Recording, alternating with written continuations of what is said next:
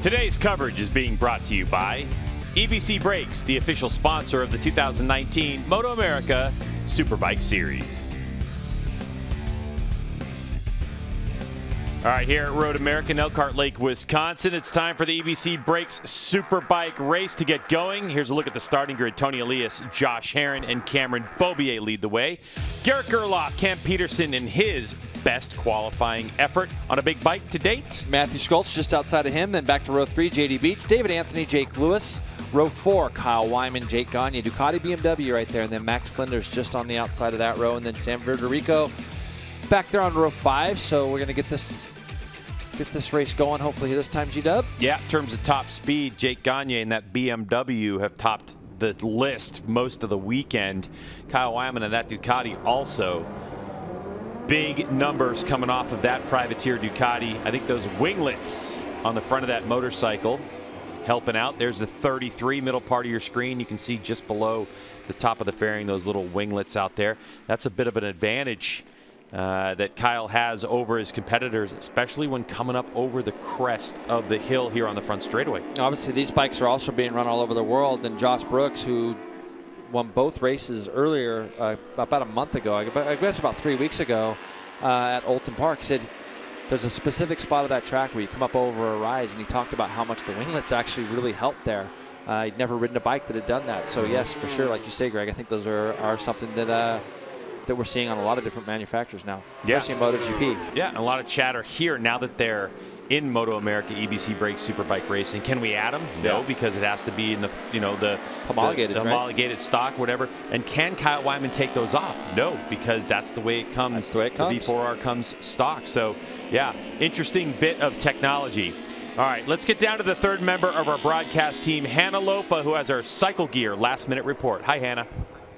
Hi. So I checked in with our friends at Dunlop, and I noticed that everyone is on an extra soft rear with the exception of 2 riders in particular, both of our factory Yamaha riders, Garrett Gerloff and Cameron Beaubier. So keep an eye on them. If for some reason the rain picks up and this is declared a wet race, that might not make a difference at all. So stay tuned for that. Okay, great bit of information there, Hannah, because, Jason, what Dunlop was telling me is if the track temperature is around what it is now, somewhere in the 22, 23 degrees centigrade area, it wasn't really recommended that they make that tire change to the harder compound tire, because unless it's under, say, 16 degrees C, it should be fine. So that could really play a factor in determining who's going to win, and even if those Yamahas can stay in the draft of these Suzukis. Yeah, we got to see how that works out, and we're going to know pretty quickly here. And these guys having a look at the racetrack right now, getting some heat in these tires. Glad it's dry for now anyways. But I think that the thing that's going to be intriguing for me is I don't remember a field being this close in the dry as we had here yesterday. Even when you look back to Kyle Wyman, he was only 1.7 or 1.8 off of pole position was Kyle Wyman to qualify 10th. So, we might see 8 or 9 of our MotoAmerica Superbikes all up in that lead draft. That's the kind of racing that we get here. And I think that there's going to be a little bit of caution at the beginning of the race between all these guys as far as you're probably going to have a couple wild cards that are going to want to get in there, but they're going to kind of be a little bit wary of the conditions and see how it is and let these tires come up to temperature. We did shorten it by 1 lap, which isn't going to be much. So, yeah, we'll see how it goes. Why does this feel right now like it's advantage Josh Herrin? He likes to take risks. He's not deep in this championship in terms of he's in 6th place, and he needs 68 points back. Yep. So maybe this is like Josh Herrin going, all right, I'm going for it. Yep, and Let's he go will. for it. And he will. And that's what he's excited about. So here we go. Green flag at the back is good. Which means it's time to get the EBC Brakes Superbike race number 1 underway. Lights are off. Good start from Tony Elias. No shock. Josh Herrin also got away well. Garrett Gerloff from the 2nd row got a good jump as well. You see he just jumped in front of his teammate there. So Garrett Gerloff is in 3rd at the moment as they break down into turn 1. JD Beach just to the outside of Beaubier. And you can see, Greg, did you see on the right side of our screen again? Yeah. We had the white flag with the red cross on it. So JD Beach now trying to go up underneath Cameron Beaubier as they head down into turn 3, and he'll make that pass go. But we got the 2 Yoshimura Suzukis up at the front. Tony went in very early. It's going to ruin his drive just a little bit. So Josh Herrin, look at the gap the 2 Yosh bikes have already pulled out as they head down the back straightaway. Number 24, Tony Elias. Number 2, Josh Herrin. Herrin in the draft comes out. And he'll take over the lead down into turn number 5. Can he keep it nice and tidy? To the apex he goes. That motorcycle protesting as he does it. But there he goes. And Tony didn't put up any fight. Tony sat up the second that Herron went by him. He put up the fight. You called it, Greg. Josh Herron right now is trying to do the hard work early. And this is what he's so good at. He's got so much good feel when he rides. And he's got, obviously, the guy rides a lot of different bikes. You've seen him in a lot of different things. But even with his attack bike last year, in conditions similar to this, he just goes and lays it out on the line real early, and that's what he's doing. How about Cam Peterson on the 45? That's that bright yellow motorcycle. He was throwing a shot at the reigning champion, Cameron Beaubier. So Beaubier on the number 1, Peterson on the 45. Peterson with a great qualifying effort gets a good launch on his Omega Moto Yamaha R1. As now we have 1, 2, 3, 4, 5 Yamahas trying to chase 2 Suzukis. Yeah, and it can definitely, you know, when you're back in this spot here, when you're 3rd, 4th, 5th, and you can see those 2 guys getting away at the front, you're probably not going to be as concerned with conditions like this, because those white flags with the red crosses, if they start getting shown just a little bit more, it causes makes everybody just a little bit more cautious. You get a look at our Suzuki weather report, 59 degrees, little humidity, and only the winds are down 4 miles an hour right now, so that's good. But what Josh Herron has done really early is broke this field apart, Greg. He's put down a tremendous flying lap. Tony is just basing his speed off of Josh's right now. And if Tony has a look over his shoulder coming out of here on that first lap, which he probably won't, but if he did, he'd see that he's got a bit of a gap. He did. He looked over his shoulder, and he sees that he's got a bit of a gap. Josh Herron will come across the stripe. He just looked like he adjusted his brake lever maybe a little bit. Yeah. Is that what it looked like? There's a brake adjuster just on the top of that handlebar. A nice easy knob that you can grab and just give it a turn. Garrett Gerloff, number 31 Look at these guys. These guys are all hammering on each other. Cam Peterson, Matthew Schultz, and JD Beach all went in there side by side. Rain flags kind of showing. So you can see Jake Gagne there just off the back of these guys in that BMW. He's trying to get himself in this mix. And of course, to make a 4-mile long road course takes a lot of acreage, and you can see right-hand part of the screen. So right now up in turns 1 and turns 3, we're seeing some sprinkles, obviously. In other places on the track, we're not seeing that at all. So Garrett Gerloff is kind of headed the front of this battle for 3rd at the moment. Cameron Beaubier not putting himself in a position to try to win his 7th in 8 tries. Garrett runs just a little bit wide. Beaubier trying to get that advantage. We're only on lap 2, and look at the drive Cam Peterson gets through turn 7, and as you can see here, Cameron Beaubier now goes up underneath his teammate as they go into turn 8. Schultz by JD Beach, so Schultz on the 11 goes by the 95, just behind the battle for. These 3 are duking it out, and you can see that Herron continues to just chip away at certain parts of the racetrack where Tony Elias is able to reel him back in just off in the distance. So Beaubier now has got work to do. Josh is really good in the turn 5-6 area, and then it just seems like on the run down towards this section, Tony kind of reels him back in ever so slightly. But now Cameron Beaubier is going to do his best to break these guys as much as he can. And back there in the distance, you can see both that BMW and that Ducati now. Kyle Wyman has closed up on the back of Gagne, so that could be a big battle for 3rd between about 7 bikes here in a minute. Josh Herron, 2:19.7. Last time we saw it, here's a replay. Yep, you can't. You cannot touch the white lines. That is why we saw everybody close back in. What a tremendous save by Josh Herron. Unbelievable. That's about as big as it gets before you go off the big ride. And you can see he has put his head down. He's going to learn from that little mistake. He's going to say, all right, got to stay off those white lines. And he has opened up quite a gap as they come across the line right now. I'm looking at this times, 2:17.8 for Josh Herron, even with that big mistake. And that's why Tony was able to close up. So now we're gonna look and see if we see any of those white flags again. He's out close to the white line there. And that's an area where we've seen some sprinkles. We definitely have. The paint, the water will just lay on top of that paint, and if it doesn't get run over a bunch, it's just gonna sit there. So if you touch it, it's gonna hurt you. But he's got a lot of distance where he's very fast through the middle of turn 3. He rolls through there very nicely, a little bit different than how Tony goes. So this is where Josh has been pulling away through 5 and 6. Tony's closed up a little bit. Cameron Beaubier is still trying to fend off all these other Yamahas. We got 5 Yamahas, Greg, all back-to-back here with each other.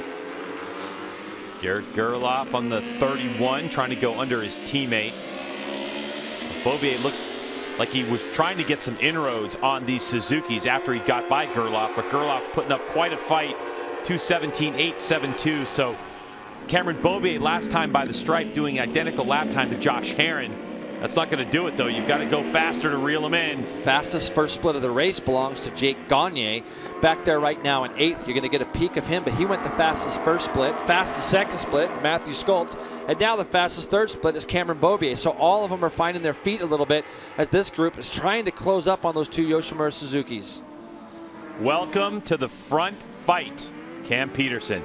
Yeah, this is great from Cam Peterson, and he's going to be able to follow these other Yamahas, maybe see some of the idiosyncrasies between their bike and his bike, but doing a tremendous job right now keeping a hold of those 2 factory Yamahas. And you can see J.D. Beach and Matthew Schultz still trying to figure out the little battle between themselves also. Talked about it earlier on in the broadcast. It's about flow now for Cam Peterson, about getting that Superbike stopped, rolling through mid-corner, and getting on the gas earlier, because it was really a case of him getting on the gas later. And as we know, Jason, the strength of a 210, 220 horsepower Superbike is getting off to the corner and getting to the next corner as quickly as possible. And so if you use that roll speed and can get on the gas earlier, you're maximizing the potential of these 1,000cc motorcycles. Yeah, it will definitely help you. And you kind of wonder, too, you know, I really like what Tony's done here. We got a few more raindrops on our screen now there in turn 1 area, but down through here it looks like it's pretty dry. You can see how early Tony turns into 3. Normally we see him do that when he's making passes on guys, but in this particular case it's probably getting in there a little earlier, controlling that speed, and Kyle Wyman has crashed. We haven't seen this all year, and Kyle now is down in turn 1. Let's see what happens, Greg. Oh, he runs off the track, so he's got the bike. All right, he just kind of augers himself in, but I'm glad he didn't toss that bike and have it flip through the gravel. Yeah, definitely. So he just got in there a little deep. We've seen him run off and tip it over one other time Atlanta, this season. Right? Yep. Was it Road Atlanta? Yeah, and he damaged one of the winglets, and so it looks like maybe the winglet on the right side might have snapped off as well. Yeah, and that's one of those bits and pieces where there's not a bunch available. And all of these guys, the top 9 guys, including Kyle Wyman on that lap, were all in the 16s, all of them. So, you know, he had just ran a 2:16.9. Our leader ran 2:16.6. Fastest lap of the race for everybody on that lap. Oh, Josh gets out there a little wide in the carousel this time. See, now we're starting to see a few sprinkles over in that area too. Those little bit of sprinkles aren't really going to do too much right now. You can see the track is still dry. They're still able to get on the gas, but look who's coming. Beaubier. Cameron Beaubier is closing in on Tony Elias, who is now right on the tailpipe of Josh Herrin. Herrin, number 2, leading the way. Elias had the fastest lap last time by and the fastest lap of the race. He took 0.4 of a second out, and you can see he's taken a little more. Typical of what we've seen from Tony Elias's Yoshimura Suzuki.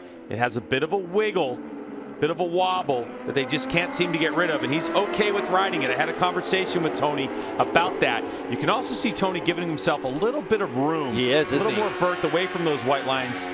Yeah, even on his entries. And the thing is that when he comes by his board this time, Tony Elias, when he comes by that board, if it had +2 on it from the lap before, it's going to have +1. So he's going to know that somebody is coming. Herrin has a look over his shoulder now. Probably saw Cameron back there as well. So onboard camera from Cam Beaubier. It looks like it took one of those Wisconsin bugs out with it. But you can see Cameron Beaubier closing the gap. All right, so 15.5 for Herrin, 15.3 for Tony Elias. 0.2, but a 14.5 for Cam Beaubier, and the fastest lap of the race so far. And 14.6 for his teammate, and 14.6 for J.D. Beach. So J.D. Beach has got past Cameron Peterson as well. So he is also on the move trying to go forward with these guys. You can see him just there in 5th, and you see Cam Peterson and the Schultz just starting to lose touch a little bit now with this leading 4 or 5 guys. So it almost looked like Tony wanted to take a shot, but Cam is now on the back of him. So he's made short work of it, Greg. 34.3 in the first split is almost, well, it's about 0.3 quicker than Herrin in that first split that time through. Now we've got 3 guys at the front, and Gerloff is going to join them here maybe in the next 2 or 3 corners as well. And Hannah brought up the point before. You could see the rear slick of that Dunlop. You can see the green stickers on the Yoshimura Suzukis and no sticker on Cam Beaubier's motorcycle. That's the distinction that we can see of tire choice. So different rear tires as Beaubier looks like he was running it really deep into the carousel but had to push it wide. Did you see how he got out there and decreased lean immediately? Because you just don't, that part of the track hasn't been ridden on, so you just want to make sure you don't catch yourself in a wet patch or something out there. So even though he had all that entry speed and closed in, as soon as the bike started to run wide, he just stood the bike up a little bit, but it cost him a little bit in the carousel, but look how much he's made up now down through that little chicane area. And really all it's going to take is for these 2 or 3 guys at the front to just kind of get in each other's way at all, and you're going to have 6, 7 guys running up there. All right, so Cam Peterson had a good run at it for the first few laps. He's now dropped off slightly as we have our top 5 sorted out. Heron, Elias. So it's number 2, number 24. Number 1 is Cam Beaubier. Number 31, his teammate Garrett Gerloff. And number 95 is JD Beach in 5th spot. Everything's starting to close up. Heron with, I think, perception taking the most risk early on in this race, getting out to a jackrabbit start. But here comes his teammate Tony Elias. Nope, still in 2nd spot. And now you're really starting to see him. We still got that rain flag out down there, so it is still just misting. But JD Beach is now, he sees those guys in his crosshairs up there. He's just trying to get that little bit closer. Now this time, Tony was a little bit on the line. You see Heron gets a little out of shape. I'm wondering if it's a little bit more wet down there. But this is the first time that Tony's been able to come out of that turn. Tony Elias has been able to come out of turn 3 with Heron as they head down the straightaway. 215 flats that time by. 6 gear hard on the binders down a hill, trying to get the thing stopped as quickly as possible without lifting the rear tire. Getting it down a bunch of gears and up the hill underneath the Corvette bridge. This is where Heron actually had an off in qualifying earlier. You can actually see the scrape marks where he did crash. And it almost looks like Heron's got a little bit more movement right now at the rear of the bike than the others, just under that initial throttle. If you watch closely, Greg, I noticed it in turn 3. I just saw it again coming out of 6 and 7. He's got a little bit more movement. So we'll see how he handles that and controls it, because all through here right now, he's starting to get away a little bit as he runs out just a little bit wide, but I can see the bike even moving ever so slightly there as well. Yeah, the question after this race to ask these crew chiefs is, what did you end up doing with the setup? Because the pure dry setup and the pure wet setup are not the same as Heron's bike. runs. Yeah, he ran. And it was chattering a little bit. You can see him shaking his head a little. That bike is definitely chattering just a little bit on the entry to the chicane there. And really, if you watch both Yosh bikes going there, you can see the difference in the chatter there. And Garrett Gerloff now tries to make a move back on his teammate as they come down into Canada Corner. Cameron lets him just slide right back underneath. Those two guys will work probably really well together. Garrett has got himself back up into that spot. We've been waiting for him to win a race. I know it's just a matter of time. So maybe today will be that day. Well, we know that the Yoshimura Suzukis are really a missile on that front straightaway. So these Monster Energy Yamahas have got to work together. It's starting to sprinkle more. I believe this is going to be a lap that's probably going to be a second or so slower than the lap we saw, maybe at least, because all the guys behind are closing up now.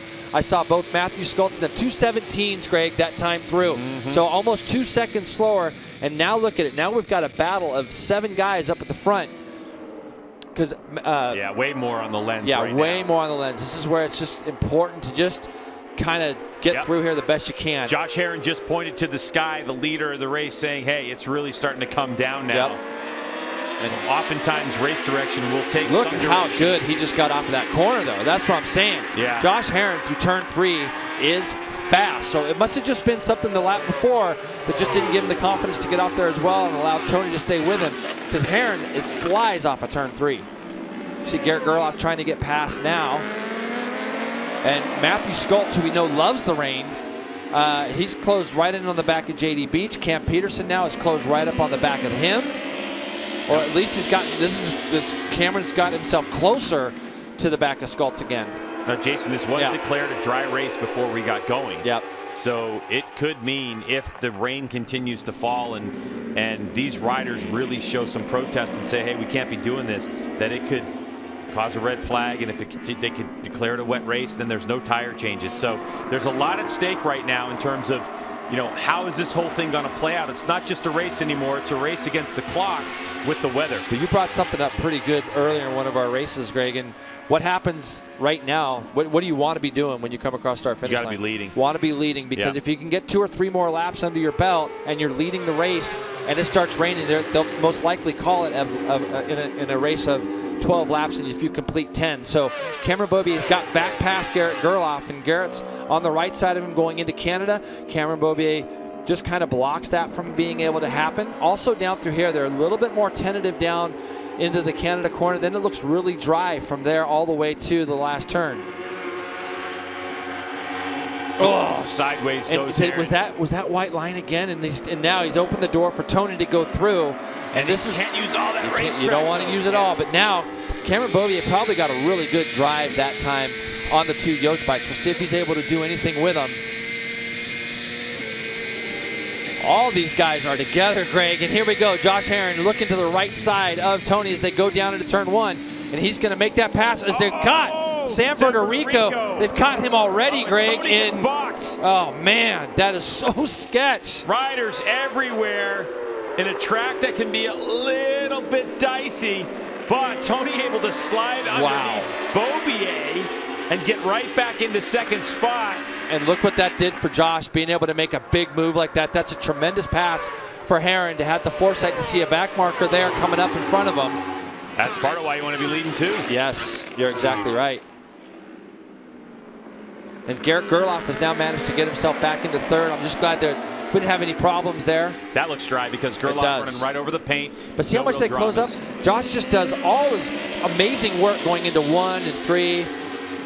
And then these guys just kind of chip away back at him. Yeah, but it might be the a rest function of what you're saying about Yeah. loose motorcycle, where he just doesn't quite have the confidence in certain spots. Yeah, I'm just going to watch it again here as they come off this turn. But you can see we didn't see San Federico go by, and all of a sudden now he's down there in turn 1, and all these guys have come up on top of him. So, yeah.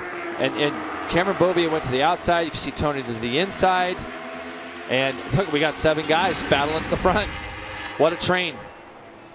All right, so Ken Peterson, my bad. Thought he kind of dropped off, but now everything's closed up with these lap times now dropping back into the 17s. Yep, Beach in the mix as well. 95 on that Attack Performance Estenson Racing Yamaha. Taking the weekend off from American Flat Track Racing to be here at MotoAmerica's Tony Elias. He's going to have a look. Up the inside, Tony goes over the bump. Herrin trying to get a drive on him, but there's not a lot of room without that paint in play. Tony might just feel like now's the time, you know, in the sense of the track isn't probably at its best. Herrin's willing to take some chances that he can see, but maybe through a couple sectors, Tony might have the edge. I think Herrin's going to be able to draft right back past him. We'll see if those Yamahas can go with Josh at all. But Josh is going to be in the draft. Now they're clicking 5th, 6th gears. They come up over that little wheelie hill. Josh is going to pull out there and be able to go back past Tony as they head down into turn 1. 184 miles per hour. Herrin uses that in the draft to get around his teammate and take the lead again. Still looking for those flags to see if they're still waving. Yep, it's hard. We'll see it in one of our next shots as they head down the back straightaway. Look at now Tony, if he's close enough. See, Herrin's so good there, but these guys are all a little bit closer to Herrin out of there than they have been. I'm curious to see what will happen if one of the other guys leads into turn 6, and I don't think it's going to happen this lap. Herrin's in there, good. Tony's letting off the brakes and going to the inside, Greg. And JD Beach trying to slide underneath Garrett Gerloff. That gets really snug down there in turn 5 at that apex. Oh, Herrin's going to have a go as they go up into turn 6. It's a sketchy area, man, to try to do it there. Wow. It's really hard to do it, but just goes to show short memories are good because Josh had a little problem there, but these guys are professionals. Now he's got some grip. Now he knows. And see, is Garrett Gerloff going to take a shot? Not quite close enough there. Herrin's in deep. You can see the chatter on the front of that Yoshimura Suzuki, and you'll be able to see it again after they go through this big, long carousel. Want you to pay attention, and you can see that he's got a little bit of chatter as he heads into the chicane. The deeper that bike gets in the stroke of the suspension, the more chatter he's got. So maybe they made some adjustments. That's what I'm saying. It like could, you said, could yes. possibly be just lack of track time, dry, or it could be that they wanted to soften things up because they felt that these lap times are going to be just a little bit slower because of these conditions. This is where I thought if Tony has pace to break away, he's going to try to do it now. We're getting to where it's going to be 3 laps to go in this race. Elias, 24. Yoshimura Suzuki, Josh Herrin, number 2, his teammate, the first year these two are together. And then Garrett Gerloff, who has been so desperate to win a race in the EBC Brakes Superbike class, is putting himself in a great position to possibly do it after a heartbreaking defeat to JD Beach earlier on in this season. And there goes Garrett. He's going to try to go up underneath Herrin, and he makes that pass. So Herrin's probably going to be able to go back by him. I don't know if it'll get him close enough, though, back up to Herrin, back up to Tony. So our first look at the legs of the Suzuki versus the factory Yamaha. Monster Energy Yamalube Factory Racing's Garrett Gerloff is so close to what he wants to accomplish in his career. Tony backed it in. He got in a little bit deep, Greg, into turn 1.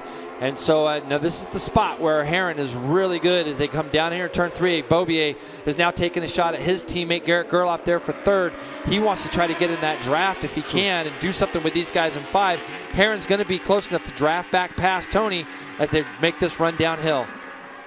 Look at the stability, though, of Josh's motorcycle versus Tony. What a great run. A great drive out of turn number 3. Oh, wow. Rear wheel in the air. I told you, turn 5 is gnarly. Yep. To get on that brake lever, you've got to balance it out. You can't use all the braking force available. You could send the rear wheel right over the back of your head if you're not careful. So now Josh Herrin with the lead, and this is what you want to do. You don't want to give Tony too many laps, too many corners with a clean track in front of him because he's got the potential to check on out. Yeah, I love the fight back right off the bat for Josh. He's taking advantage of where he feels like his motorcycle is its best, and he's doing stuff with these guys in turns 1 and turns 3. And this time he's able to keep that bike on the line he wants through the carousel as well. Different, yeah. Yeah, you can see he's probably making a little bit of adjustments as he's going along. By the way, last time by, lap times went from 17s down to 15s. Yeah. 15.4 for Tony Elias, 15.7 for Herrin, 15.5 for Gerloff. Yeah. This time now Cameron now he's gone back as far as 5th in this race. Now that these guys are starting to drop the hammer, we're getting some better splits in sector 1. The best split from Josh Herrin, so that we're starting to see some greens and some purples on our screen again, which means the conditions are definitely getting better. But you want to be leading across the line. That's why you might see Tony take a shot at Josh in the last corner, although Herrin rips it through turn 13. Tony's not going to have any room to do anything with him this time. Wonder what happened to JD Beach, by the way. Yeah, he was at the fastest lap of the race there at 14.3 earlier on. He's drifted back down to 5th on our timing and scoring screens. And I see Skultz in 5th right now. I don't even see JD there. So he may have just ran off somewhere, outbroke himself into turn 5. I'm not sure. I'm looking back there. Oh, it's Cameron Peterson. Cam Peterson. So I don't know what's gone on with JD Beach this lap. All right, but our concentration is on these top 4. With 2 laps to go in this one, it's the 2 factory Superbike teams going after it. You can see Tony doing his thing. He just likes to go to the apex. He does. He gets it right down into the apex. And Greg, the thing is that makes Herrin so faster is he's taking advantage of the camber at the bottom of turn 3. You can actually roll through there pretty quick. And the problem for Tony not being able to get out of there as well, even though he's going to prove me wrong and try to go straight to the inside of 5, he's got to do that from such a great distance back, and he makes that pass down into the turn 5 area. Good thing there's no water down there because he pushed Herrin wide. So Elias to the front. All the while, a pair of these Monster Energy Yamalube Yamaha factory racing machines. Watching, you can see Cameron Beaubier, number 1. His body language is starting to get very aggressive. Very racy again, isn't he? But even though Josh is fighting that little chatter problem, at least from my standpoint here, it's not really affecting him too much heavily braking. He's just got to be a little bit more precise because he's been able to control that pretty well. A tidier line again from Josh. Looks Herrin. good. I don't know if it's something he learned or if it's something he's figuring out body position-wise to ride around what was sending him wide. Yeah. But see, he's controlling it really well, though, now. So, again, he's making adjustments to his riding as he goes, which isn't the easiest thing to do, especially in these conditions. And right now, out our window, it's about as bright as it's been in the last hour or so. If you're Cam Beaubier at this moment, I'm thinking to myself, oh, here comes Herrin. Yep. So into Canada corner they go. Herrin will take the lead. Oh, it's a little bit wide. Yeah, a little bit wide in there on his exit. Beaubier with the wheel in the air. Oh, Cam's trying to go around the outside of him up here. That gets close there. So that's going to mess up what Beaubier's plans were for sure. And now we're coming to that white flag, Greg, and this is where Herrin is going to do his best to just get tucked in as best he can. get up to the back of his teammate if he can do that. But I think Herron's got a wild card in his hand, because if he follows him through turn 1, he's so much better through turn 3 that he knows he can go back past Tony when they get down into turn 5. Cameron Beaubier also fends off the advances of his teammate as they head off into turn 1. So here we go, final lap of competition, EBC Brakes Superbike race number 1 from Road America. Tony Elias leading his teammate Josh Herron, who's led most of this race in this competition. Cameron Beaubier in the points trying to get back to it. So this is Josh Herron's opportunity. Good drive out of turn 3, Jay. You think it pays off to get through those slow corners good? Look at Josh Herron right there. He's able to go right past Tony. Tony's going to turn it right back to the inside as they go down into turn 6. And that's a move these guys should know is coming from him. Their Yosh bikes get really close, and that is going to mess up Josh Herron's race right there. Wow, I can't believe he didn't crash that one. And Garrett Gerloff goes up underneath as well. And now Herron's going to come firing back, I promise. Look, he gets right back. Garrett Gerloff stuffs it back up underneath him as they go down now to run down to turn 8.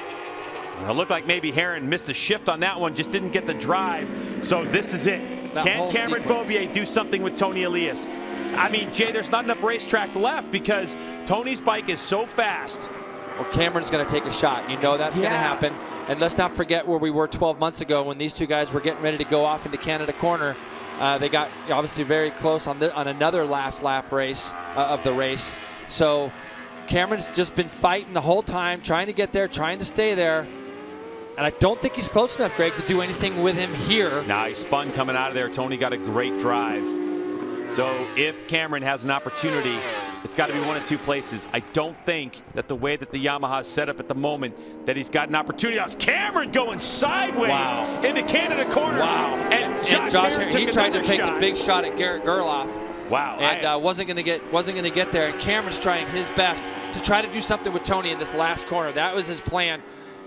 And now he's just opening up the radius of that corner to try to get the drive. You can see he's got the drive.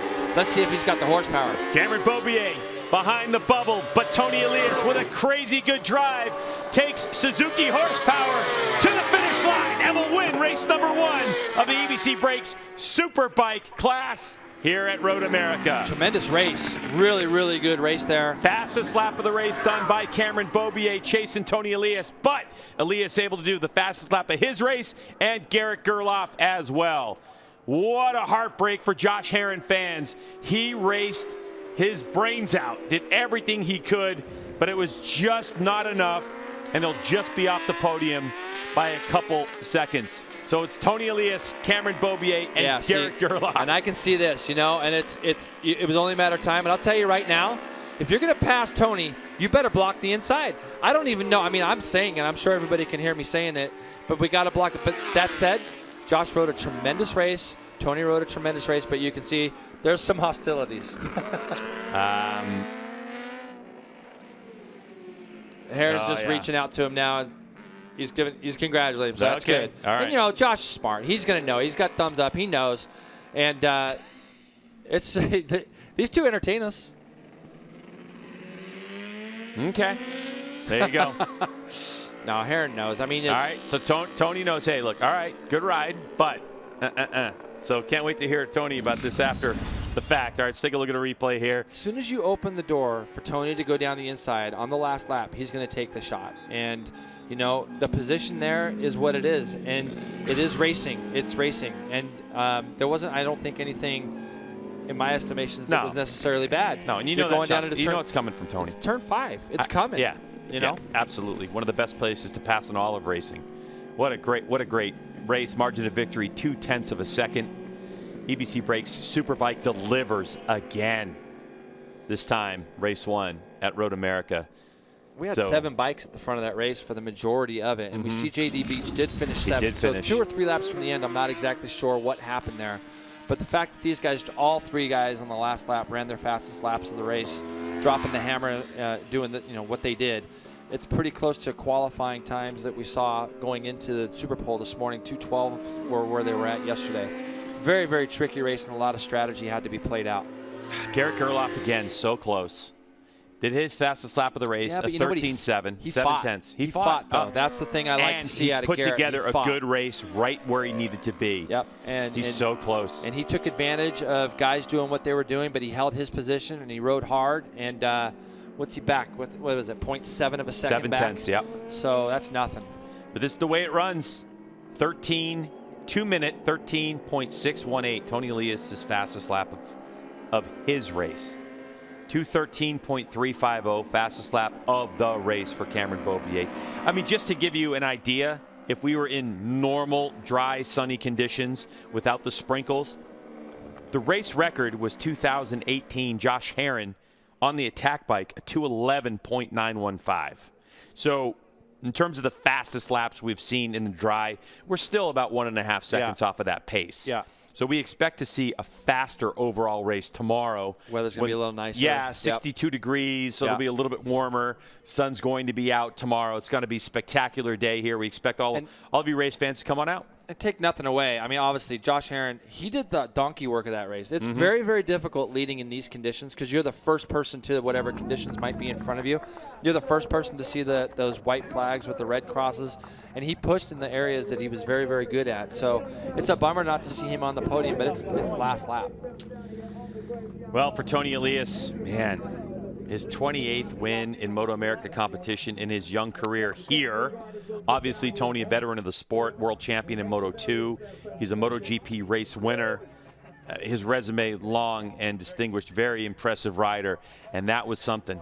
And you know what? Tony's ability to get his Suzuki into turn 5 to the apex, this move right here, the defining moment of the race. Tony getting it in there, getting the bike turned, getting on the gas up the hill. That amazing motorcycle control by Josh Herron.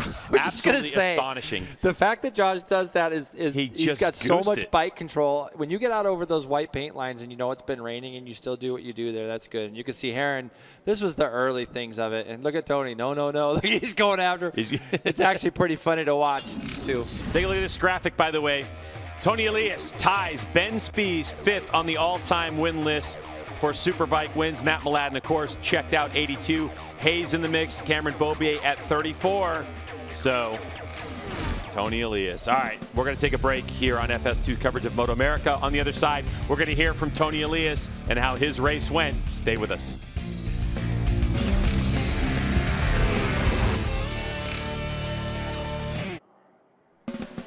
Today's coverage has been brought to you by Dunlop, the official tire of the 2019 MotoAmerica Championship. Oh, what a race that was. So let's get right down to Hannah, who's with our third place finisher. Garrett, the last time we saw you on the podium, you were a little bit disappointed. Are you happier today with how hard you fought to get here?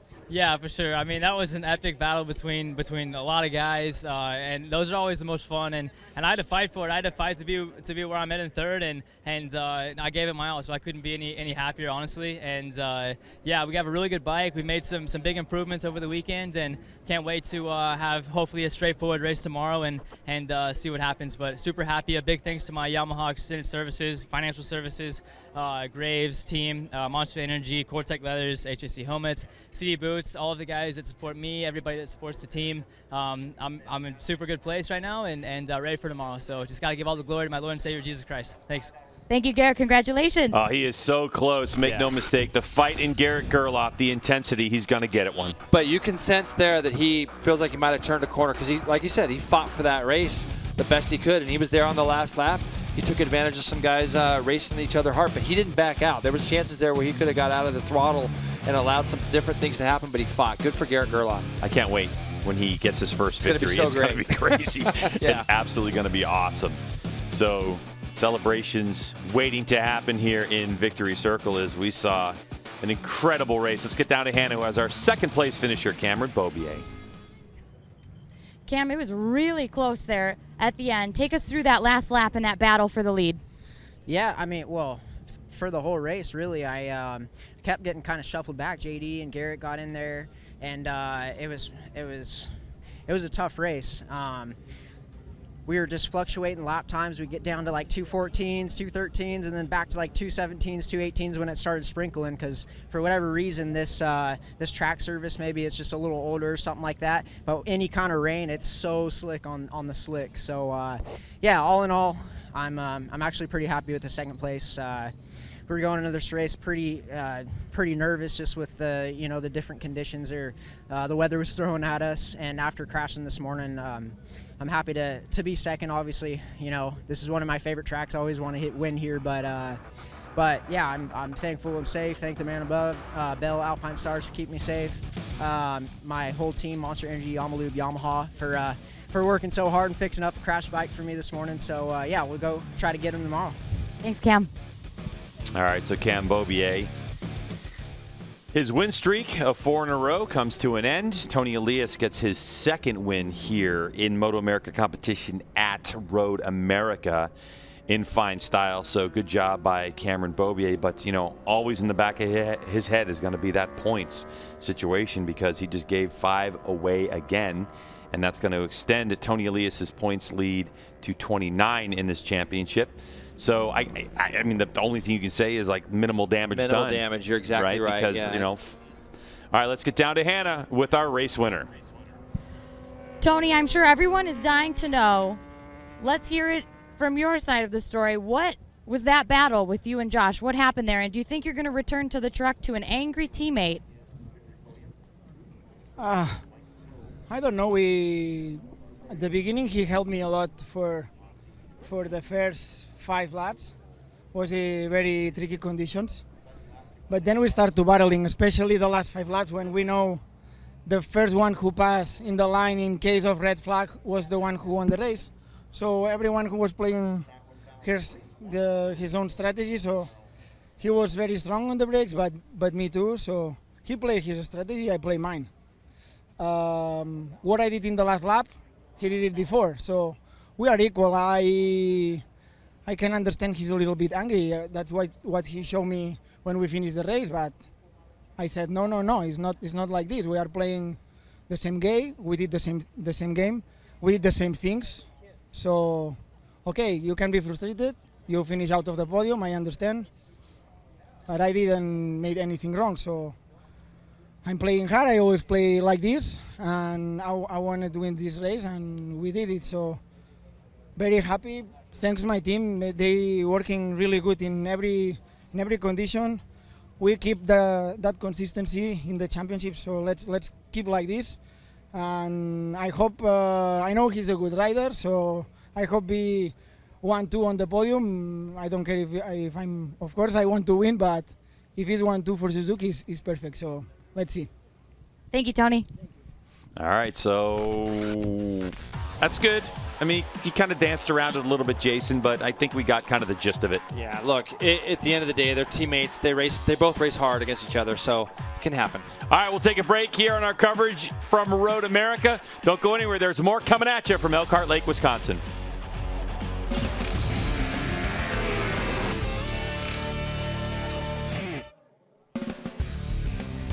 Podium celebrations waiting to get going as Michael Hill interviews Tony Elias about his race. And a good one it was. And it's just the way Tony races, like not just goes fast, just races in the way that things set up. Here's a look at the results, Jason. It's Tony, Cam, Garrett. And then Josh Herron just out 2.8 seconds. Heartbreaker on that one. Matthew Skultz in 5th place. Cam Peterson, absolutely fantastic run. We'll find out what happened to JD Beach as well. Jake Gagne and then David Anthony continues in the top 10. For this one, David was 55 seconds back, but he'll be working on it. Obviously, him and Jake had something, I'm sure, tire choices, whatever it was, it could have been. They were never really a factor. Yep. Max Flinders, San Federico does finish the race. And for you, Ducatisti, heartbreak for Kyle Wyman. So, yeah. Jay, just taking a look at this. I mean, this race was so entertaining. It's hard for us to really identify what was going on. There were so many passes for the lead, so many things done. There was weather, all kinds of stuff. Don't even know where to start, but Josh Herron hit 2 white lines and made 2 incredible saves. And there's a third one. This is actually the 3rd time he was out over the white line. This is the pass for the lead on the last lap. This is the run to the flag. You can see Tony Elias, Cameron Beaubier, and Garrett Gerloff come across the line with Herron finishing 4th. The race, if you watched it, definitely wasn't as spread out as it looked when they came across the line, because we really did have 7-8 guys today up in that lead group. And great run for Tony. Get a look at our championship standings now. He's got 151 points, Greg. Pulls him 29 points clear of Cameron Beaubier. Garrett Gerloff jumps himself up into 3rd, just a point clear now of JD Beach. Josh Herron jumps up the points board as well, up into 5th. Matthew Schultz, Jake Lewis, Dave Anthony, and Cam Peterson there round out the top 9. So far for Tony Elias, 7 races, 7 podium finishes, and the reward is a 29-point championship lead at this point. All right, we're going to take a break. The EBC Brakes Superbike classes, we're wrapping things up. Don't go anywhere. We'll be back after this.